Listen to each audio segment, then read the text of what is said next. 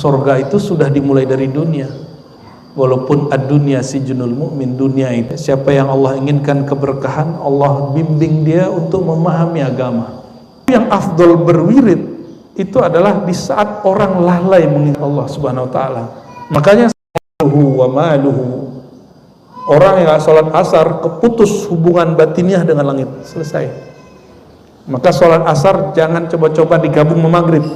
Maka orang yang paling diberkahi hidupnya di dunia orang yang menjaga salat. Kenapa? Karena aqimis sholata li dzikri, dirikan salat untuk mengingat aku. Maka orang-orang yang ingat Allah hatinya tenang. Kalau hatinya tenang, hidupnya bahagia. Jika hidupnya bahagia, dia menikmati walaupun seteguk air.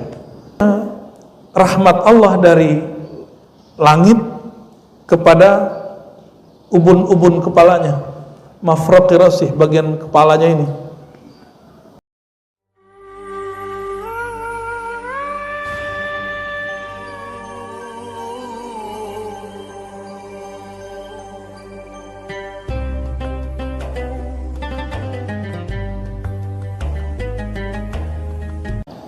Asyhadu an la ilaha illallah, asyhadu anna Muhammadan abduhu wa rasuluhu. Allahumma salli wa sallim wa barik ala hadzal nabiyil karim wa ala alihi wa ashabihi ajma'in.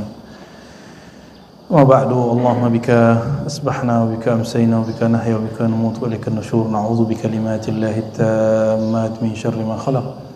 Na'udzu bi kalimatillahi tammat min syarri anfusina wa min syarri ghairina.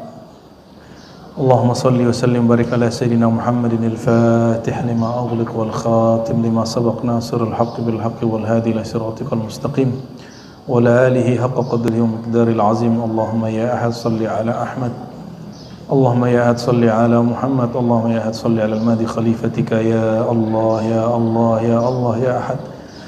اللهم اجعلنا من أهلك، من أهل القرآن، من أهل السنة والجماعة، آمين يا رب العالمين. Wassallallahu ala sayyidina Muhammad.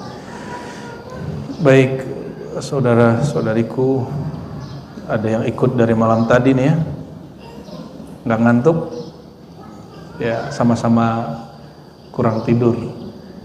Dari dulu kita kebanyakan tidur ya, dan didoktrin untuk banyak tidur 8 jam.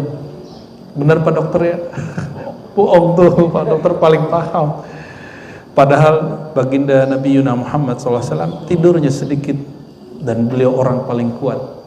Bayangkan waktu perang Parit atau disebut perang Khandaq, itu waktu sahabat-sahabat terkuat menggali, ada batu yang gak bisa digali. Nabi yang makannya sedikit, yang tidurnya sedikit itu cukup memukul 3 kali, itu langsung batunya hancur. Sallallahu alaihi wasallam. Maka kekuatan sebenarnya bukan pada makan yang banyak, tapi makan yang tepat. Orang kuat itu, orang sehat itu bukan tidurnya 8 jam, tapi tidurnya sesuai dengan kebutuhan batiniahnya. Karena tidur itu kita melupakan dunia sejenak, tapi bagi ahlullah tidur itu rohaninya jalan. Kalau tidur gak menambah sesuatu, maka mereka gak mau tidur. Karena bagi ahlullah, surga itu sudah dimulai dari dunia. Walaupun ad-dunya sijnul mu'min, dunia itu penjara mukmin. Namun liman khafa maqama rabbih, ya, bagi orang yang takut kepada maqam Rabbnya, maka bagi dia jannatan, dia dapat 2 surga. Surga ma'rifat di dunia, surga bertemu di akhirat. Ya, ma'rifat itu udah ketemu berarti dia, ya. Maka orang paling bahagia, as'adun nas fid dunya a'rafuhum billah wa a'rafuhum bihabibillah wa bi ahlillah. Orang yang paling bahagia itu orang yang paling kenal raja di raja, Allah Subhanahu wa ta'ala dan kekasihnya dan pewaris-pewarisnya. Semoga kita termasuk mereka, amin ya rabbal alamin. Jadi cari bahagia, nggak usah keluar, cari di dalam ini ya. Sebelumnya kita sudah membahas tentang rahasia syariat umat Nabi Muhammad SAW, yaitu sholat bahwa sholat itu dalam halaman ke-66 di sini tuhadzibul abda minas sifatid damimah, dapat membersihkan seorang hamba dari sifat-sifat tercela, sifat-sifat kebinatangan, sifat-sifat suka mengeluh. Dan sifat mengeluh, mengumpat itu dapat, kalau orang dapat spiritnya sholat, nanti dia keluhannya kurang, karena dia cukup mengeluh kepada Allah. Keluhan terhebat itu subhanallah. Orang kalau tahu rahasia subhanallah itu selesai masalah dia. Kenapa? Kalimat subhanallah itu artinya bukan maha suci. Ya Allah, engkau sangat hebat. Aku maunya ini, ternyata engkau mau lebih dahsyat. Aku kira masalahnya cuma segini, ternyata masalah yang kau ciptakan lebih hebat. Maka subhanallah itu menunjukkan lita'ajjub, keheranan. Ya, maka subhanalladzi asra bi'abdi itu ayat yang paling menghairankan di dalam Al-Qur'an. Kata subhana itu. Kok bisa seorang lanjutkan tabarruk, mengambil berkah, dan berkah yang sebenarnya bukan ijazahan kitab. Berkah sebenarnya adalah may yuridillahu bihi khairan yufaqihu fid din. Siapa yang Allah inginkan keberkahan, Allah bimbing dia untuk memahami agama. Maka membelajar itu sampai mati. Guru saya mengatakan, nahnu tullabun hattal maut. Kami ini santri, padahal beliau kiainya para kiai. Kiainya para kiai ngomongnya apa? Saya ini santri. Jadi seorang kiai itu bisa jadi kiai karena dia merasa dirinya santri. Kalau kiai sudah merasa kiai di atas tinggi, dia nggak bisa didik orang. Ya, nggak bisa. Itu sebabnya seorang guru, seorang kiai, seorang mursyid, dia selalu ingat gurunya. Maka dia membimbing muridnya dan menempatkan dirinya sebagai murid, baru dia ngerti isi hatinya murid. Ya. Sekarang kita masuk ke halaman 67. Rahasia solat itu adalah kebaikan Allah tak terbatas dan nur, ya. Sebelumnya mari kita baca suratul Fatihah. Semoga Allah menerangi kolbu ini dan melimpahkan rahmat kepada baginda Nabi Muhammad SAW, wabil khusus kepada pengarang kitab ini Abuya Sayyid Muhammad Alawi Al-Maliki qaddasallahu sirrahu, dan murid-muridnya yang mengijazahkan kitab ini. Al-Fatihah. Ya kenapa ya sebelum masuk sebagai tahaddus menceritakan nikmat Allah, karena itu bagian dari rasa syukur, saya mengambil sanad kitab ini dari murid beliau. Ada banyak yang saya ingat aja, ya. Ada di Brebes itu masih hidup, ya. Beliau punya pesantren Al-Hikmah. Kemudian ada di Palembang, ada Habib senior di sana, namanya Habib Umar, ya. Kemudian juga ada beberapa murid beliau, Habib di Banjar tapi asli Malang, Habib Ali, dan beberapa yang lain. Mereka jumpa dengan beliau dan dapat ijazah beliau, dan ketika saya bertemu, saya minta berkah sanad-sanad beliau juga, ya. Semoga guru-guru kita, berarti guru saya, guru antum semua kan, ya, mereka diberkahi oleh Allah SWT, nyambung, ya. Jadi saya ngambil sanad ini nggak langsung dari perpus, kita minta sanad dulu dari guru, baru saya berani ngajarin, ya.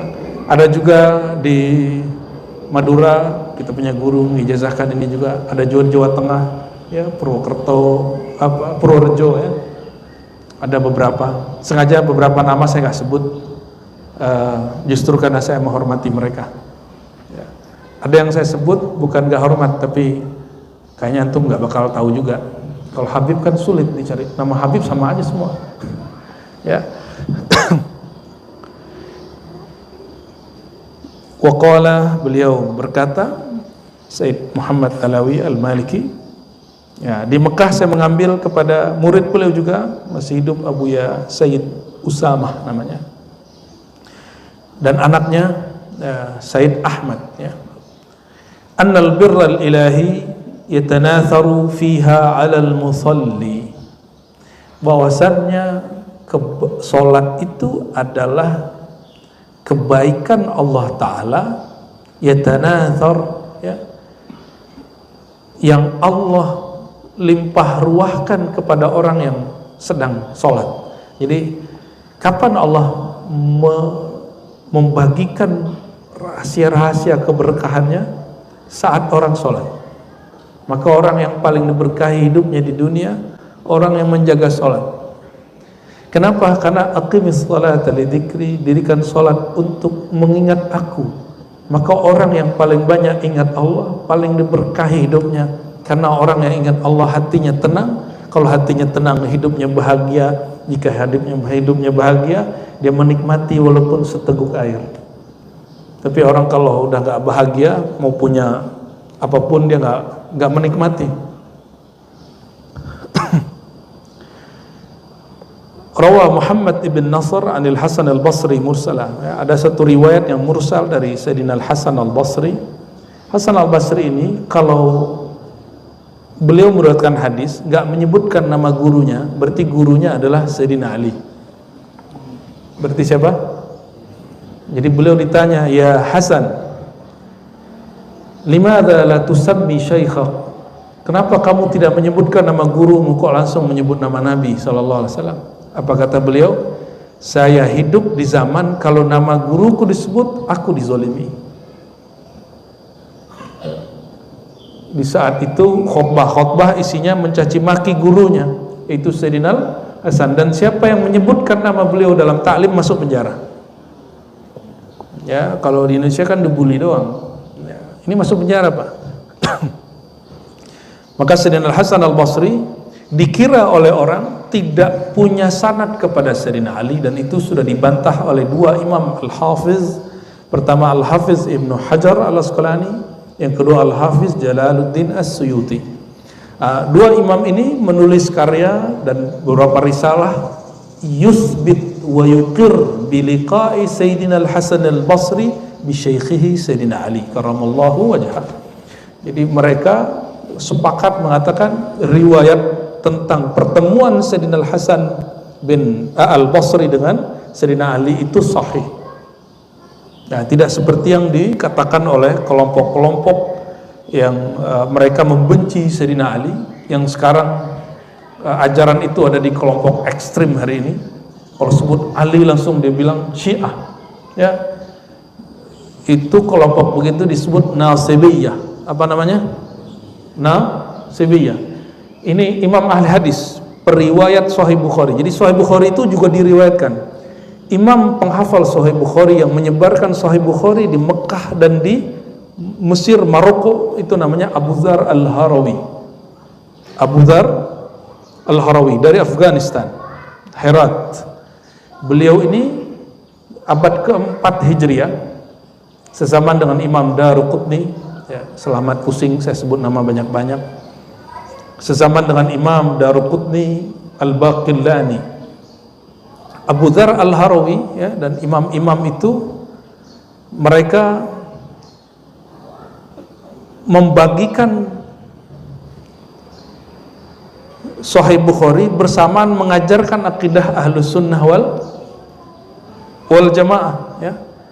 Dan mereka orang-orang yang kemudian menyebutkan juga sanad-sanad ini.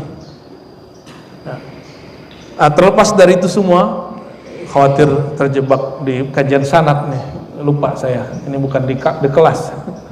Ya, lupa saya. Kasihkan kalau ngaji kritik sanad, ya.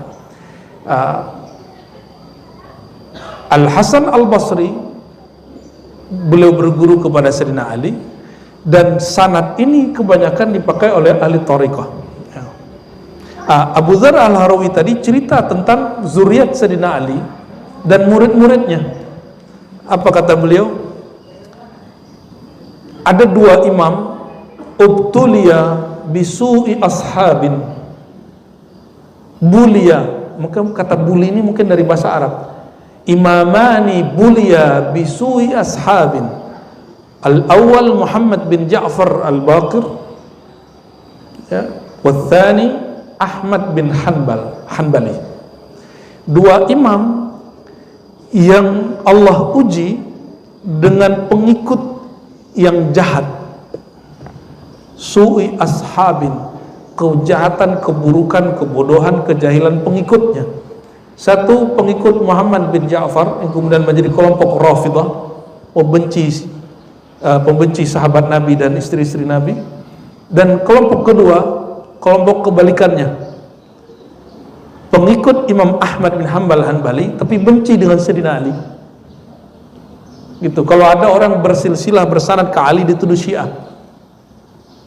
Padahal semua ilmu imam mazhab nyambung kepada Sayyidina Ali. Melewat siapa? Lewat Muhammad bin Ja'far Shadiq. Muhammad bin Ja'far Shadiq, ya. Itu cicit Sayyidina Ali karramallahu wajhah. Nah, dan kita nggak mau lagi melanggengkan dua ini, Rafidah, Nasibah, pembenci keluarga dan istri Nabi, sahabat Nabi, atau sebaliknya pembenci ahlu bait Nabi, zuriat Nabi. Kita nggak mau mengulangi kesalahan itu, ya. Maka jangan ikut-ikutan isu-isu benci-benci zuriat Nabi sallallahu alaihi wasallam. Kita cinta kepada mereka semua, ya. Anna Nabi sallallahu alaihi wasallam, kata beliau dari Nabi sallallahu alaihi wasallam, lil musalli thalathu khisal. Orang yang salat itu dapat 3 rahasia. Satu, yatanatharul birru min ananis sama ila mafriqi ra'sih. Mengucurnya rahmat Allah dari langit kepada ubun-ubun kepalanya, mafraqi ra'sih, bagian kepalanya ini. Ya, kalau yang sudah sholatnya dengan cinta ngerasain tuh. Kalau sholat tuh nikmat, dan nikmatnya di kepala ini, di sini. Semua otak kita tuh kerasa enak. Jadi kalau lagi panik, lagi nggak nyaman, sholat aja. Sholat seperti guru kita, ahli zikir, ahli ma'rifat mengajarkannya. Jangan buru-buru. Ya, sholat itu mungkin bagi antum tumakninah bukan bagian dari rukun. Bagi saya sholat tumakninah itu rukun. Tumakninah artinya apa? Tenang. Tenang itu sumbernya qalbu. Apabila qalbu sudah tenang, pasti tubuhnya tenang. Ya, orang yang tenang, dia dapat menangkap apa yang Allah kucurkan. Kalau nggak tenang, dia nggak bisa menangkap. Maka orang-orang yang tiap hari demo, kita nggak orang demo, yang tiap hari protes, tiap hari ngeritik, itu orang nggak tenang. Dia nggak bisa tenang, maka dia nggak tahu nikmat yang sedang dia pakai.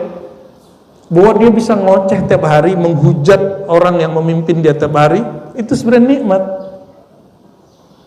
Ya, sahabat kita di Jiran itu memuji salah satu ulama yang keras kepada umara di sini. Dipuji-puji, itu keren tuh, ya. Habib Fulan, Kiai Fulan keren itu, Bu, ya. Saya tanya, kalau ada di negerimu orang begitu, kira-kira bertahan berapa lama dia ceramah? Baru dia sadar. Oh iya ya, kalau di negeri kami orang begitu baru naik mimbar tuh turun langsung hilang. Bukan hilang pulang, hilang di bawah aparat. Di kita kalau ada majelis, ada panggung ustadz, kiri kanannya Kapolsek, Kapolres, apalagi dan ramil, lengkap, ikut. Walaupun istilah Melayunya menumpang tuah, nggak apa-apa. Ya, tanda mereka membersamai ulama, itu bagus. Itu yang benar. Malah senangnya yang konflik-konflik, ya.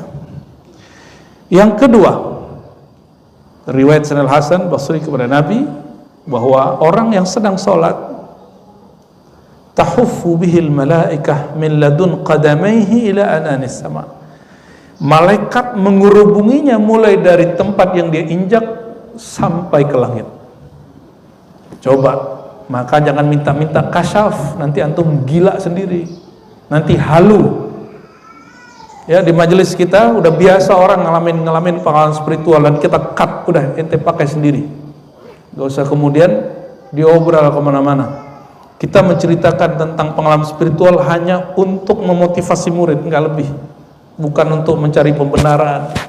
Ya, Jadi kalau ada pernah saya cerita tentang mimpi ketemu Rasulullah, jumpa Rasulullah, itu hanya untuk memotivasi jamaah supaya mau bersolawat. Karena Nabi sendiri SAW yang mengatakan, siapa yang berjumpa kepadaku akan jumpa dalam keadaan sadar. Itu Nabi sendiri SAW yang menjawab. Kira-kira lebih mulia malaikat yang menggerubunginya atau dia? Mana yang mulia? Malaikat itu amalannya atu-atu doang. Ada yang malaikat dari awal dicipta cuma sujud, ada yang cuma ruku, ada yang cuma takbir, ada yang cuma subhanallah, ada yang cuma istighfar. Kita semua amalan malaikat dari bumi sampai ke langit kita amalin semua. Maka di langit ketujuh amalan malaikatnya subhanallah, alhamdulillah, wala ilaha illallah, wallahu akbar. Itu amalan yang ketujuh, Pak. Tuh, amalan yang antum remehin selama ini itu amalan malaikat yang tawaf di langit ketujuh. Maka Sayyidina Ibrahim alaihissalam dalam hadis yang sahih, ketika Sayyidina Muhammad SAW naik ke langit ketujuh, apa kata beliau? Sampaikan salamku kepada umatmu bahwa surga itu tanahnya subur tapi belum ada pohonnya. Tanamilah dan tanamannya adalah subhanallah, alhamdulillah, sampai selesai. Ya, maka kita di ribat ada maksurat kita namanya wirid asas. Kita ngambil dari ijazah guru kita yang Syazaliyah, istighfar 100 karena Nabi setiap hari istighfar 100. Yang kedua, la ilaha illallah dulu, la ilaha illallah 100. Kalau waktunya luang, pakai yang panjang, tahlil yang panjang, la ilaha illallah wahdahu la syarika lah, lahul mulku wa lahul hamdu. Ya, kalau lagi libur baca yang panjang, nikmat bukan main. Jadi betullah kata beliau, afdalul dzikri la ilaha illallah. Zikir paling lezat itu membaca dan menikmati la ilaha illallah. Kenapa? La ilaha illallah itu husni. Apa arti husni? Bentengku. Waktu Al-Imam Abu Zur'a Ar-Razi yang sezaman dengan Imam Syafi'i, Imam Ahmad bin Hanbal, ya, kedatangan oleh zuriat Nabi Sayyidina Ali Ar-Ridha, zuriat ya, Ali Ar-Ridha, anak yang tadi kita sebut, datang ke kampungnya. Itu beliau dan para ulama lain nyambut, padahal dia lebih alim dalam hadis, tapi dalam kemakrifatan lebih alim Sayyidina Ali Ar-Ridha. Dalam hadis Sayyidina Abu Zur'ah hafal 600.000 hadis, sedangkan dalam kemakrifatan lebih dalam siapa? Ali Ar-Ridha. Lalu setelah dijamu segala macam, ini ulama mengajarkan boleh cari muka kepada guru, ya, bukan kepada penguasa. Kenapa? Guru yang bersambung rohaninya kepada Rasulullah, maka mencari perhatiannya akan mendapatkan perhatian baginda Nabi Muhammad SAW, bukan perhatian si guru itu, ya. Walhasil setelah duduk, apa kata dia? Ini ahli hadis ini tradisinya suka minta ijazah sanad sampai hari ini. Kata Imam Abu Zur'ah, wahai Habibna, ya, seandainya engkau berkenan, kami ingin mendengar dan mendapat hadis darimu yang kau riwayatkan dari ayahmu, dari kakekmu, dari jidmu Sayyidina Ali dan jidmu Abul Kaunain, Sayyidul Kaunain, Sayyidina Muhammad sallallahu alaihi wasallam. Sayyidina Ali Ar-Ridha karena sudah disambut segala macam, berarti ini orang tasdik ini. Maka dibacain hadis. Haddatsani abi an jaddi an nabi, terus an nabi sallallahu alaihi wasallam qala, apa yang dibaca? La ilaha illallah husni. La ilaha illallah itu bentengku. Maka ini hadis yang paling sahih sebenarnya dalam thariqah. Thariqah sufi ini paling sahih hadisnya dalam bab zikir la ilaha illallah. Karena diriwayatkan dari zuriat Nabi SAW yang bersambung kepada ayahnya. Tapi hadis ini didhaifkan oleh kelompok pembenci zuriat Nabi Muhammad SAW. Ya, kelompok-kelompok ini memang kalau disebut keluarga Nabi dia benci. Benci keluarga Nabi, benci sama Nabi. Ya, SAW. Jangan coba benci dengan zuriat keluarga Nabi Muhammad SAW. Lau ya'lamul musalli man yunaji, seandainya seorang yang sholat sadar siapa yang sedang dia ajak untuk bermunajat, man fatala, maka dia tidak akan melakukan hal yang gak pantas, meludah kayak ya, kan ada orang Arab itu dulu ngeludahnya langsung ke depan gitu, lagi sholat tuh, Arab Badui. Dan siapa yang bersihin masjid? Nabi yang bersihin masjid. Jadi Nabi itu kadang-kadang memerankan jadi panglima, tapi kadang-kadang jadi merbot gitu. Ya kayak Pak Kiai inilah. Kalau jadi di kelas kan begini nih, Pak Kiai kan. Tapi kalau di masjid ya ngurusin ini atu-atu gitu. Dan kita punya beberapa sanad masyayikh ya. Mereka di pesantren-pesantren yang nggak ada ahli bersih-bersihnya, itu kadang-kadang kiai santrinya tidur dia bersihin WC. Itu kejadian di ulama Mesir, kejadian di ulama India, dan dulu ada ulama-ulama di Jawa yang begitu. Sekarang saya udah nggak pernah dengar karena pesantren sudah ada ya orang yang dibayar untuk bersih-bersih. Benar Kiai ya? Sudah ada ya? Belum. Jangan-jangan Kiai ikut juga bersih-bersih malam nih. Kita masuk ke dalam WC, toilet, dan bersih, nyaman gak? Bahagia gak? Buang air terus bersih itu bahagia. Antum bisa bikin orang bahagia lagi buang air, itu Masya Allah. Orang kalau gak beres urusan buang air, gak beres sholatnya. Gak beres sholatnya. Sederhana tuh, orang jadi wali Allah. Tapi siapa yang sanggup? Hadisnya menyebutkan 3 ya, tapi yang keluar cuma 2 di riwayat ini ya, mungkin sengaja dia potong ya. Wa min dzalik, di antara rahasia salat, kalau tadi malaikat menggerubungi, sekarang lain lagi.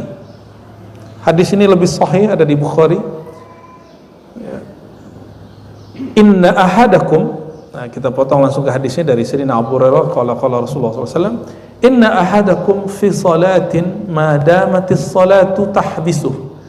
Maka ada yang disebut salat maknawi, ada salat ramzi, salat secara simbolik, ritual, ada salat yang secara spirit. Berarti Nabi sendiri mengajarkan ada 2 jenis salat, dan dua-duanya harus dipakai, dua-duanya syariat. Jangan kalau udah bisa sholat maknawi nggak sholat ramzi, sholat secara syariat. Apa kata beliau? Sesungguhnya seorang kamu dinilai tetap sholat madamatis sholatu tahbisu, selama niat untuk sholat menahan dia untuk nggak kemana-mana.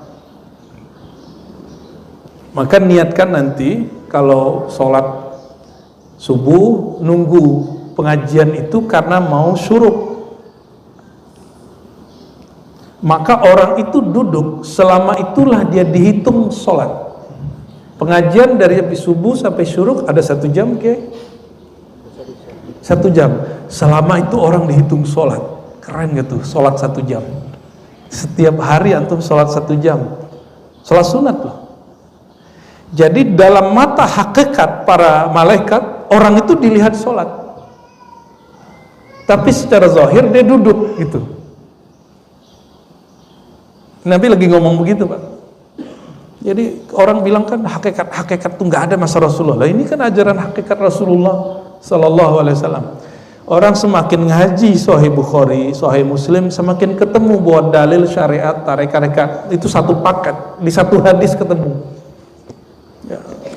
Kan banyak hari ini yang ingkar kepada ilmu syariat, tarekat, hakikat itu, udah benerin aja syariat ente. Bilang aja nggak ngerti hakikat ya kan? Jangan begitu bicaranya ya. Wal malaikatu taqul, apa kata-kata doa malaikat saat orang menunggu. Nah, maka nanti selesai salat duha ya. Salat duha, enggak usah salaman, salat duha langsung. Salat duha. Makanya masuk tadi wudu enggak? Wudu ya. Biasa kan kalau ngaji, pengajian masuk masjid itu berwudu ya. Kecuali sedang ada sesuatu ya. Nah, antum niatkan nanti aku mau sholat duha di jam 9-an, karena waktu sholat duha yang paling afdol itu di atas jam 9. Itu waktu orang sedang sibuk dengan urusan dunia. Coba Depok nih Kiai, Depok itu atau Bekasi atau Tangerang Selatan di hari libur nih jam 6 sampai jam 8 kosong, jam 9 padat, orang pada keluar lagi. Bener gak? Di hari biasa weekday orang mulai sibuk dari jam 6 sampai jam 6 lagi sore, dan puncaknya nanti jam 9 sampai jam 12 itu lagi yang rapat, lagi alot ya, yang lagi kerja, lagi serius, moodnya lagi bagus. Di saat itu waktu sholat duha sangat afdal bagi yang tidak punya kerjaan wajib ya. Kenapa? Imam Ibnul Jauzi dalam kitab Tafsir mengatakan waktu yang afdal berwirid itu adalah di saat orang lalai mengingat Allah Subhanahu wa taala. Makanya wa maluhu, orang yang sholat asar keputus hubungan batiniah dengan langit, selesai. Maka sholat asar jangan coba-coba digabung sama maghrib ya. Usahakan misalnya kita lagi di tol, cari keluar cepat, yang penting sholat asar walaupun 5 menit sebelum maghrib, mesti, nggak usah ditawar-tawar. Oh aneh ngambil kodok, nah kodok jangan tiap hari, sesekali sih boleh. Stagnan di tol, masuk tol kok stagnan kan lucu, masa masuk tol macet kan, gak usah ngetol. Kecuali lagi mudik ya sholat dulu, sholat menghormati waktu dulu. Tapi ingat, sholat menghormati waktu di atas kendaraan tidak dihitung sholat, maka kalau nyampe wajib diqadha. Tolong diingat-ingat, kalau nggak percaya tanya Pak Kiai yang pakar mazhab Syafi'i ya. Kan ada juga yang nggak percaya sama kita ya kan, dianggapnya aneh nggak ngerti fikih ya, ngerti tasawuf doang dia tuh ya. Salam ya, alhamdulillah. Apa doa malaikat? Allah maghfir lahu, Allah marhamhu, ya Allah tolong ampuni orang yang duduk itu. Nah itu lagi didoain nih malaikat, kedengeran nggak? Enggak, barusan ini bacain. Karena malaikat itu jisim tubuhnya tercipta dari cahaya, maka kalau nggak mengaktifkan cahaya itu kita nggak bisa dengar Pak. Dan alhamdulillah nggak aktif-aktif amat. Kalau aktif, antum nggak perlu dengar, pasti ikut baca. Maka saat kita mendoakan orang itu sisi nur malaikatnya lagi aktif. Kita ngeliat orang, ya Allah rahmati dia, ampuni dia. Itu berarti antum lagi pakai sifat malaikat. Jadi nggak usah nunggu dengerin malaikat, itulah kata-kata malaikat. Maka orang itu di tubuhnya manusia, tapi kadang-kadang yang bicara lewat dia bisa jadi syaitan, karena syaitan mengalir di setiap darah. Bisa jadi yang berbicara kepada dia jin, tuh kesurupan-kesurupan tuh ya. Setan itu, masa kita percaya sama orang kesurupan? Yang paling parah ustadz percaya sama kesurupan sampai ngancurin sholawat nariyah. Karena yang kesurupan bilang, tuh itu setan itu. Sejak kapan orang alim percaya sama orang kesurupan yang hilang akalnya? Inilah akibat kalau agama dibangun dengan khurafat, dibangun dengan percaya kepada mistik tapi tidak berdasarkan iman yang kuat.